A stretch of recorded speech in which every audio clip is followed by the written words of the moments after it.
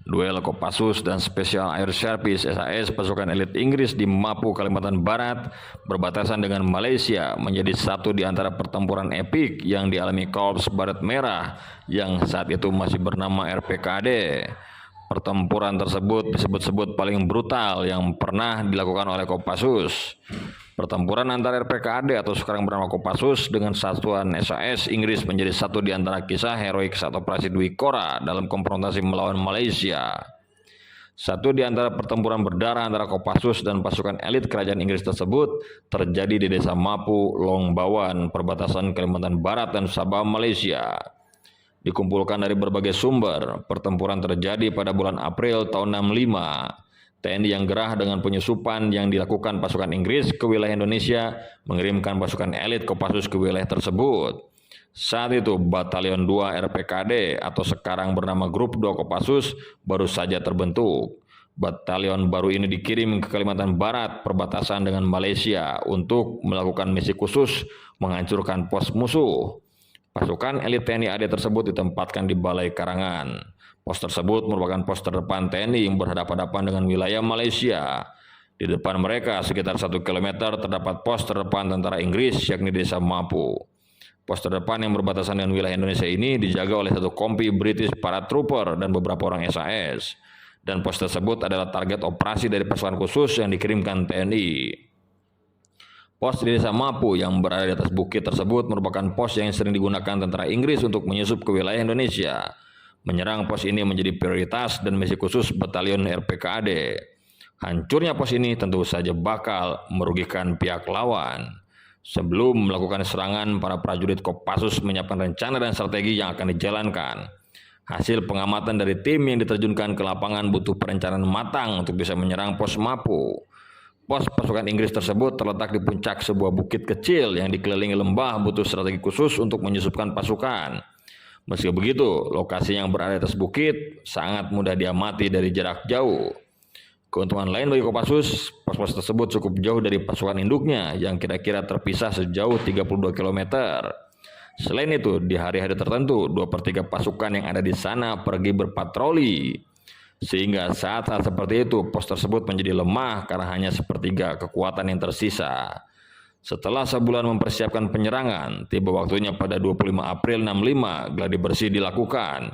Kopassus telah menyiapkan 3 kompi pasukan untuk menjalankan misi tersebut. 3 kompi tersebut telah bersiap di pos Balai Karangan. Saat hari yang ditentukan, Komandan Batalion Mayor Sri Tamigen memutuskan hanya kompi B yang akan melakukan penyerangan. Sementara 2 kompi lainnya tetap berada di wilayah Indonesia untuk berjaga-jaga bila terjadi sesuatu. Dalam penyerangan ini, kompi B diharuskan membawa persenjataan lengkap, mulai dari senapan serbu AK-47, senapan mesin Bren, peluncur roket buatan Yugoslavia, dan Bangalore torpedos. Selesai melakukan persiapan, tim kompi B mulai menuju sasaran. Mereka bergerak secara senyap melintasi perbatasan antara Indonesia dan Malaysia selepas maghrib. Perjalanan berbahaya ditempuh kompi B, mereka mesti hati-hati jangan sampai terpergok oleh patroli musuh.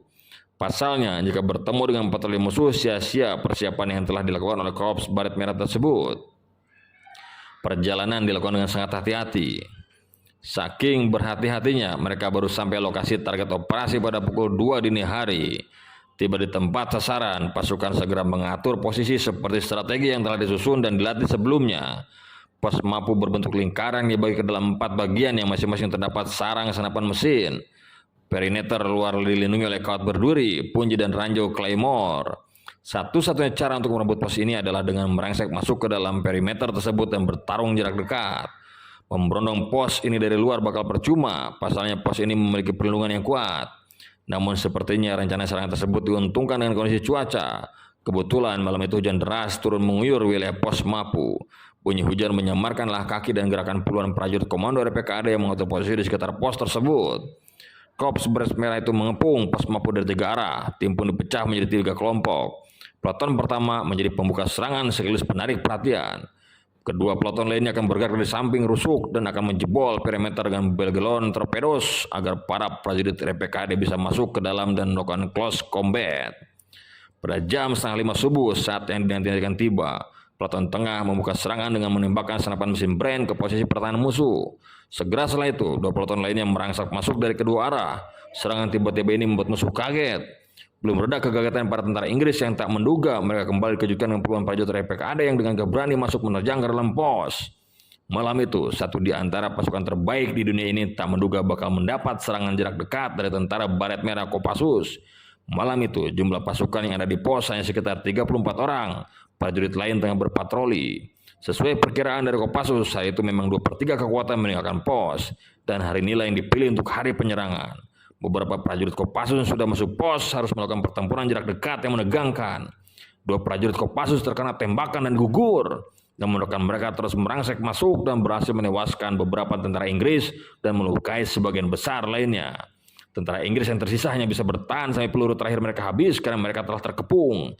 Di antara yang terbunuh dalam pertempuran jarak dekat yang brutal tersebut adalah seorang anggota SAS. Ini adalah korban SAS pertama yang tewas di tangan tentara dari ASEAN. Pertempuran itu sendiri berakhir saat matahari mulai meninggi. Prajurit RPKAD yang sudah menguasai sepenuhnya pos Mapu segera menyingkir karena mereka mengetahui pasukan Inggris yang berpatroli sudah kembali beserta bala bantuan Inggris yang diturunkan dari helikopter. Mereka tidak sempat mengambil tawanan karena dikhawatirkan akan menghambat gerak laju mereka. Kembali di pos Balai Karangan, Kopi B disambut dengan sukacita oleh rekan-rekannya. Para prajurit yang terlibat dalam pertempuran mendapatkan promosi kenaikan pangkat luar biasa. Mereka juga diberi hadiah pemotongan masa tugas dan diberi kehormatan berbaris di depan Presiden Soekarno pada upacara peringatan kemerdekaan tanggal 17 Agustus tahun 65. Bravo Kopassus.